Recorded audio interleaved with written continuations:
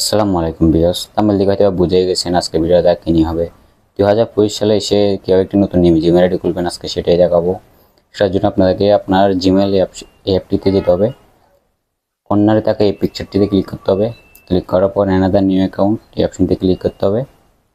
পর গুগলে ক্লিক করতে হবে। ওয়েট করবেন একটি নতুন পেজ খোলার জন্য। ওয়েট করার পর নতুন একটি পেজ আপনার সামনে শো করবে। ক্রিয়েট অ্যাকাউন্টে ক্লিক করবেন। একটা হচ্ছে পার্সোনাল অ্যাকাউন্ট, একটা হচ্ছে বিজনেস অ্যাকাউন্ট। আপনি যেহেতু নিজের জন্য খুলবেন সেহেতু পার্সোনাল অ্যাকাউন্টে ক্লিক করবেন। বিজনেস অ্যাকাউন্ট চাইলে খুলতে পারেন। পার্সোনাল অ্যাকাউন্টে ক্লিক করার পর আপনার ফার্স্ট নেম এবং লাস্ট নেমটা দিয়ে দেবেন।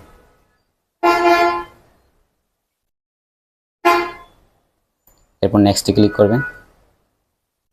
জন্ম সাল আর ডেটগুলো দিয়ে দিবেন। আপনার জেন্ডারটা দিয়ে দিবেন। এরপর নেক্সটে ক্লিক করবেন। নেক্সটে ক্লিক করার পর এখানে কাস্টমাইজ করা কিছু জিমেল থাকবে। চাইলে এখান থেকে সিলেক্ট করতে পারবেন বা নিজে থেকেও তৈরি করে নিতে পারেন। আমি যেহেতু কাস্টমাইজ করা এখান থেকে একটা সিলেক্ট করে নিব। সিলেক্ট করার পর নেক্সটে ক্লিক করব। নেক্সটে ক্লিক করে একটি পাসওয়ার্ড দিয়ে দিবেন 8 ডিজিটের। দেওয়ার পর নেক্সট অপশনে ক্লিক করবেন। আবার নেক্সট অপশনে ক্লিক করবেন। এগ্রি নাওতে ক্লিক করলে আপনার জিমেল আইডিটা খুলে যাবে।